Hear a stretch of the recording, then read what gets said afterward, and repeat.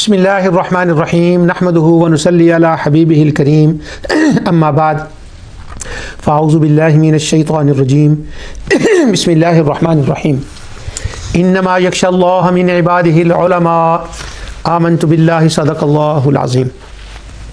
ناظرین، پروگرام ازالہ شبہات میں آپ کی خدمت میں حاضر ہوں اور سورہ البینہ کی آخری آیت ذالک لمن خشی ربہ، اس کے اندر جو خشیہ کا لفظ ہے اس کا ترجمہ میں آپ کی خدمت میں عرض کر رہا ہوں، اور اس خشیہ کے ساتھ بعض دوسری آیات جو ہیں ان کو ملا کر اس کا معنی بیان کر رہا ہوں۔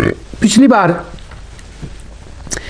بات یہاں تک عرض کی تھی کہ ملائکہ کا جو خوف اور خشیت ہے ان کے بارے میں وہ یہ ہے کہ امام راضی کا وہ میں نے حوالہ پڑھ دیا تھا، اور طبری کا بھی اور قرطبی کا بھی، انہوں نے بھی وہی بات لکھی ہے۔ وہ سارے مختلف یہ ہیں میرے پاس، لیکن ان کا بار بار ان کے پڑھنے کا وہ نہیں ہے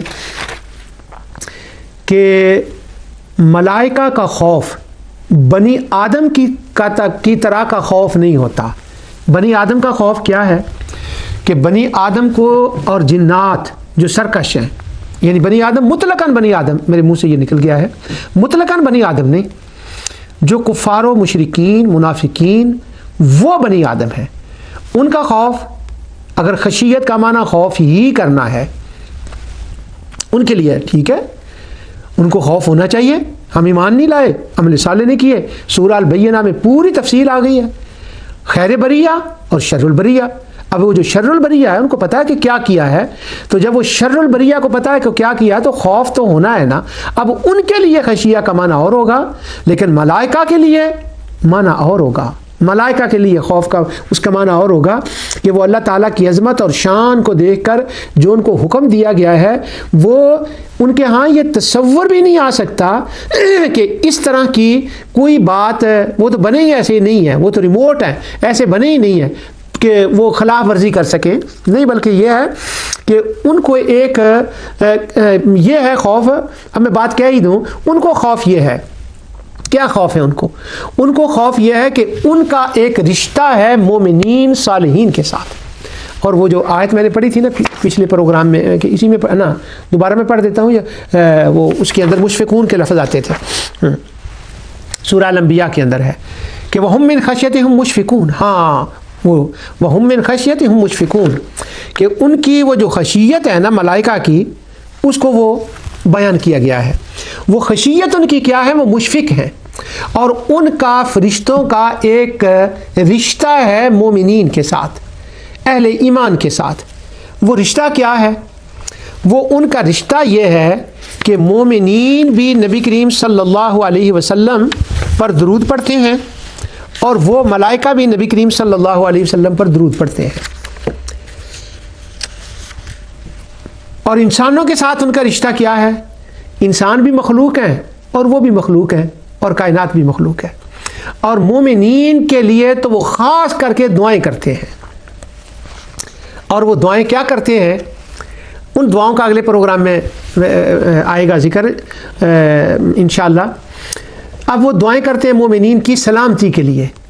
اب وہ مومنین کے ساتھ ان کا ایک دوستی کا رشتہ ہے، ایک محبت کا رشتہ ہے۔ لیلۃ القدر کو ان کو وہ دیکھنے کے لیے آتے ہیں، تو اب وہ مومنوں کے اوپر بڑے مشفق ہیں۔ تو جب وہ مومنوں کے اوپر بڑے مشفق ہیں نا، تو اس مشفق ہونے کا یہ تقاضا ہے کہ ان کو یہ ایک لگی رہتی ہے بات کہ ان مومنوں کو کچھ ہو نہ جائے۔ اللہ اکبر، ان کا ایک احساس کا رشتہ ہے۔ تو اللہ تعالیٰ فرماتے ہیں کہ ان کی جو خشیت ہے مومنوں کے بارے میں وہ مشفقانہ ہے کہ ان کو کہیں کچھ ہو نہ جائے، نہ اس جہان میں ان کو کچھ ہو، نہ اس جہان میں ان کو کچھ ہو۔ اس لیے وہ یہاں بھی ان کے لیے دعائیں کرتے ہیں، وہاں بھی ان کے لیے وہ شفاعت کریں گے۔ ان کی جو خشیت ہے جب اللہ تعالیٰ کی ذات کے لیے ہے تو ان کی خشیت اللہ تعالیٰ کی عظمت اور شان کی خشیت ہے۔ وہ واہ واہ کرتے ہیں، وہ الحمدللہ کہتے ہیں، وہ اللہ اکبر کہتے ہیں، اور وہ جان کر، پہچان کر، دیکھ کر وہ اللہ کی عظمت اور شان کی جو ان کے اندر وجدانی کیفیت پیدا ہوتی ہے، یہ ان کی خشیت اللہ ہے، یہ ان کی خشیت ہے۔ ان کی خشیت وہ نہیں ہے کہ بدکاری ہے، نافرمانی ہے، گناہ کیے ہیں، کہیں سزا نہ ہو جائے، یہ تو ان کا ہے ہی نہیں، کیونکہ وہ بنی آدم نہیں ہے۔ وہ سارا کنسپٹ، وہ سارا نظام تو بنی آدم کے لیے ہے۔ وہ شیطان نے بنی آدم کے ساتھ ٹکر لی ہوئی ہے، اور وہ جہنم بنی آدم کے اور من الجنت والناس اجمعین ہے، وہ جو جنات سرکش ہیں ان کے لیے ہے۔ ملائکہ تو اس کیٹیگری میں نہیں آتے۔ تو ذالک لمن خشی ربک، اگر ملائکہ کے لیے ہم ترجمہ کریں تو یہاں وہ اس کیٹیگری میں تو نہیں آئیں گے۔ بس ان کی خشیت، اگر خوف کا معنی بھی کرنا ہے تو معنی یہ بنے گا ان کو اپنے مسلمان پراواں دا ڈر رہندا ہے کہ کتے انہاں نوں کچھ ہو نہ جاوے۔